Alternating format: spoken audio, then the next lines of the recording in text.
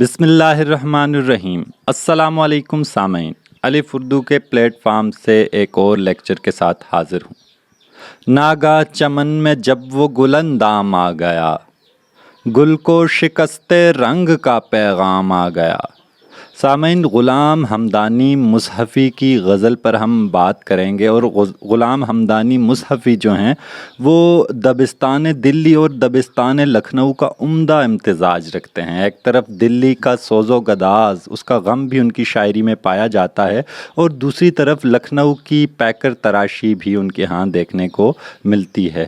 تو زبان پر بہت عمدہ عبور ہے، ضرب الامثال کا، محاورات کا عمدہ استعمال کرتے ہیں۔ 1751 میں آپ پیدا ہوئے اور 1844 میں آپ نے وفات پائی، تو 1857 کی جنگ آزادی سے پہلے آپ وفات پا چکے، تو ان کے زمانے کا اندازہ لگا سکتے ہیں۔ بڑھتے ہیں غزل کی جانب۔ ناگا چمن میں جب وہ گل اندام آ گیا، گل کو شکستے رنگ کا پیغام آ گیا۔ تو بہت عمدہ، ایک دل میں اترتا ہوا رومانوی انداز کا شعر ہے کہ اچانک جب باغ میں وہ پھول جیسے جسم والا، یا پھول جیسے لباس والا، یا پھول جیسا جب وہ آ گیا، گل کو شکستے رنگ کا پیغام آ گیا، تو پھول کے رنگ کو شکست ہو گئی۔ گویا جب محبوب اور گل کا موازنہ ہوا، آمنا سامنا ہوا، تو جو شاعر یا عاشق بیٹھا ہوا پھول کے دیدار میں محو تھا، تو اس کی توجہ محبوب کے رنگ نے اپنی جانب کھینچ لی۔ تو شاعر ایک طرح سے موازنہ کر رہا ہے باغ کے پھول کا اپنے محبوب سے، کہ پھول جو ہے وہ شکست کھا گیا، اور اس نے توجہ جو ہے اس کی طرف سے ہٹ گئی، اور سیدھی توجہ کس کی طرف گئی؟ محبوب کی طرف۔ تو شاعری کا یہ ایک انداز ہے ہماری اردو شاعری کا، جس طرح آتش نے کہا تھا کہ یہ آرزو تھی تجھے گل کے روبرو کرتے، ہم اور بلبل بیتاب گفتگو کرتے۔ تو آتش خواہش مند تھے کہ پھول کے محبوب کو، یعنی بلبل کو میں اپنے سامنے بٹھاتا، اور پھول کو اور اپنے محبوب کو سامنے رکھ کر پھر کہتا اور پوچھتا کہ اب بتاؤ کون زیادہ خوبصورت ہے۔ تو یوں ہی اس مصحفی بھی اپنی غزل کے مطلع میں جو ہے عمدگی سے اپنے محبوب کو پھول سے برتر اور بہتر اور خوبصورت قرار دے رہے ہیں۔ آگے بڑھتے ہیں، دوسرے شعر میں دیکھتے ہیں۔ اٹھا جو صبح خواب سے وہ مست پرخمار، خورشید کف کے بیچ لیے جام آ گیا۔ اٹھا جو صبح، جب صبح اٹھا خواب سے، خواب دیکھتا ہوا، خواب دیکھنے کے بعد، ایک گہری نیند سے اٹھنے کے بعد، تو خواب گہری نیند میں دیکھے جاتے ہیں۔ وہ مست پرخمار، وہ نشے سے بھرپور مست شخص۔ اب وہ شاعری ہے، شاعری علامت ہوتی ہے جب اس میں شراب یا نشہ کہا جاتا ہے، تو عام طور پر اس کا ظاہری معنی مراد نہیں لیا جاتا۔ تو اب وہ مست ہے اور پرخمار ہے، وہ کس چیز میں مست اور پرخمار ہے، اس چیز کو سمجھتے ہیں۔ تو شاعر کہتا ہے جب وہ مست پرخمار صبح اٹھا اپنی گہری نیند سے، تو سورج نے اپنی ہتھیلی پر ایک اور جام، ایک اور شراب کا پیالہ اٹھا کر اس کو پیش کر دیا۔ گویا ساری رات وہ شخص نشے میں تھا یا شراب پیتا رہا، اور صبح اٹھا تو سورج نے اس کو شراب پیش کی۔ تو کیا ایسا ظاہری طور پر ممکن ہے؟ تو ہرگز نہیں۔ تو اس میں جو علامتی طور پر بات کی جا رہی ہے وہ محبوب کی خوبصورتی کی محض بات کی جا رہی ہے، ایک خوبصورت منظر کشی، پیکر تراشی ہے۔ جیسے ہم نے کہا کہ لکھنؤ کا مزاج پایا جاتا ہے شاعر میں، تو مصحفی کا یہ جو شعر ہے ان کے لکھنؤ کے مزاج کی نمائندگی کر رہا ہے۔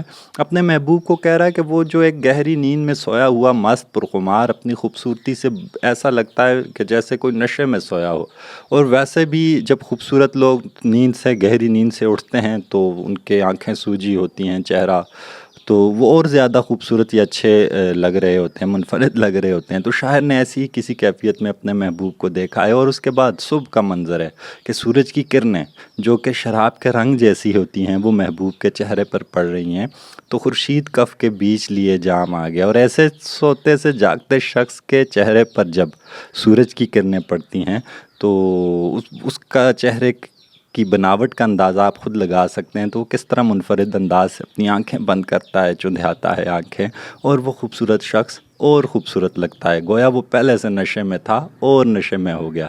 ایک تو خوبصورت ہے، پھر نیند سے جاگا ہوا ہے، پھر اس کے چہرے پر سورج کی تازہ تازہ کرنیں پڑ رہی ہیں۔ تو آپ نے اندازہ لگایا ہوگا کہ شاعری میں یہ جو شراب اور نشے کی کیفیات کا ذکر کیا جاتا ہے یہ محض علامتیں ہوتی ہیں، تو یہی شاعری کی خوبصورتی ہوتی ہے۔ اور ہم جانتے ہیں کہ غزل کے ہر شعر میں منفرد بات کی جاتی ہے، جو ایک شعر میں کی جاتی ہے وہ دوسرے شعر میں نہیں کی جاتی۔ تو شراب کے ذکر سے یاد آیا احمد فراز کا بڑا خوبصورت شعر ہے کہ غم دنیا بھی غم یار میں شامل کر لو، نشہ بڑھتا ہے شرابیں جو شرابوں میں ملیں۔ تو عمدگی سے پھر شراب کا اظہار کر کے، لیکن اصل میں دنیا کے غم اور اپنے محبوب کے غم کا شاعر نے ذکر کیا ہے۔ تو جس طرح مصحفی نے اپنے محبوب کو نشے سے بھرا ہوا قرار دیا اور سورج کو اس کا ایک طرح سے یعنی شراب پیش کرنے والا دکھایا۔ افسوس ہے کہ ہم تو رہے مست خواب صبح اور آفتاب عمر لب بام آ گیا۔ تو پچھلا شعر لکھنؤ کی نمائندگی کر رہا تھا، یہ دہلی دبستان دہلی کی نمائندگی کر رہا ہے۔ آپ کو اس شعر میں سوز و گداز اور افسوس اور یہ کیفیات محسوس ہوں گی۔ تو شاعر افسوس کر رہا ہے کہ ہم تو صبح کی نیند میں مست رہے۔ تو صبح کی نیند کیسی کیفیات کی حامل ہوتی ہے، اس میں بڑا خمار ہوتا ہے، اٹھنا مشکل ہوتا ہے۔ تو شاعر کہہ رہا ہے اس صبح کی نیند کو اصل میں جوانی کی طرف اشارہ کر رہے ہیں، یا اپنی جو دنیا کی رونقیں ہیں ان کی طرف اشارہ کر رہے ہیں کہ ہم اس دنیا میں مست رہے، اور آفتاب عمر اور زندگی کا سورج لب بام آ گیا، بالکل کنارے پر آ گیا، چھت کے کنارے پر، یا گویا شام ہونے کو آ گئی کہ ابھی تو صبح ہوئی تھی اور ہم صبح کی نیند میں ایسے مست رہے کہ پتہ ہی نہیں چلا کہ زندگی کا سورج غروب ہونے کے قریب آ گیا۔ تو ہر شخص کا یہی ایک مسئلہ ہے کہ اسے احساس ہی نہیں ہوتا اور زندگی گزر جاتی ہے۔ تو شاعر جو ہے اس طرف ایک احساس، ایک سوچنے کی طرف جو ہے وہ سب کی توجہ دلا رہے ہیں کہ زندگی بہت مختصر ہے اور اس نے گزر جانا ہے، تو جتنا بہتر ہے اپنے حواس میں اور جاگ کر اور ہوش سے کام لینا چاہیے تاکہ زندگی بامقصد ہو سکے، ورنہ زندگی نے کبھی کسی کے لیے رکنا، وقت نے کبھی کسی کے لیے نہیں رکنا۔ صبح ہوتی ہے، شام ہوتی ہے، عمر یوں ہی تمام ہوتی ہے جائے رحم حال پہ یاں اس اسیر کے، جو گرتے ہی ہوا سے تہہ دام آ گیا۔ شاعر پھر رحم کھا رہے ہیں ایسے اسیر، ایسے قیدی پر کہ اس پر رحم کھایا جائے، ایسے شخص پر جو ہوا سے گرے اور گر کر کہاں اٹکے، ایک جال میں، تہہ دام۔ دام کے مختلف معنی ہیں، قیمت بھی اس سے مراد لی جاتی ہے اور دام سے مراد جال بھی لی جاتی ہے۔ تو تہہ دام آنا، جال میں پھنس جانا۔ تو ایک پرندہ جو پہلے ہوا سے گرا، گویا کوئی شخص آسمان سے گرا اور کھجور میں اٹکا، تو کھجور میں اٹکنا بھی آسمان کے برابر ہوتا ہے۔ تو شاعر کہتے ہیں اگر کوئی شخص مصیبتوں میں پھنسا ہو اور در پہ اس پر مشکلات آ رہی ہوں تو اس پر ترس کھانا چاہیے، اس کا احساس کرنا چاہیے۔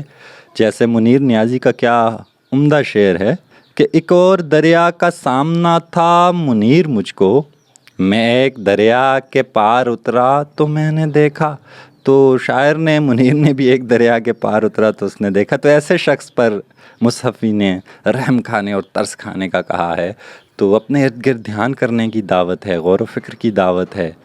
سمجھو خدا کے واسطے پیارے برا نہیں، 2 دن اگر کسی کے کوئی کام آ گیا۔ تو سادہ ایک سمجھ میں آنے والا شعر ہے اور ایک نصیحت کرتا ہوا شعر ہے کہ شاعر کہنا چاہتا ہے کہ یہ کوئی بری بات نہیں ہے اگر کوئی 2 دن کسی کے کام آ جائے، مختصر سی زندگی ہے۔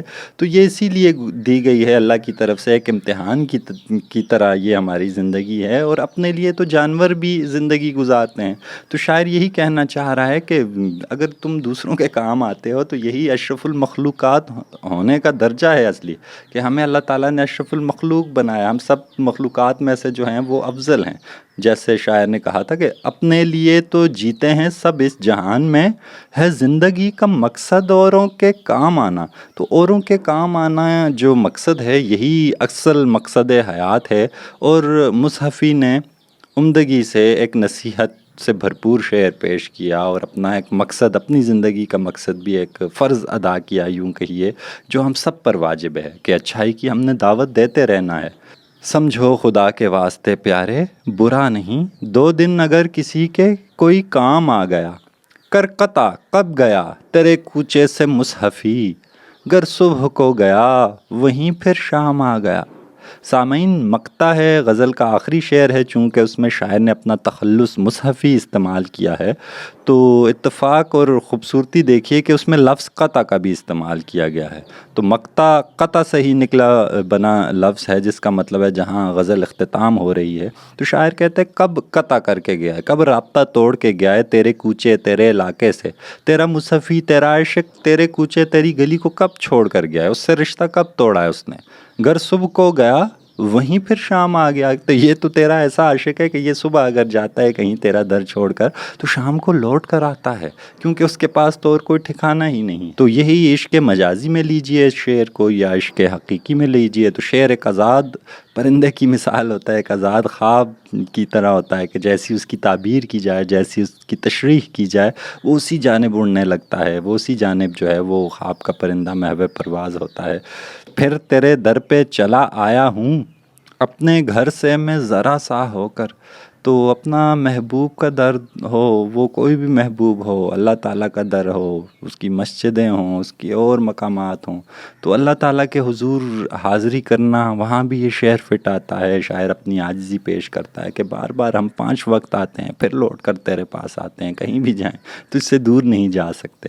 تو عشق مجازی میں بھی اس شعر کو دیکھا جا سکتا ہے۔ تو بہت عمدہ غزل تھی مصحفی کی، تو اپنا خیال رکھیے گا۔ اللہ حافظ۔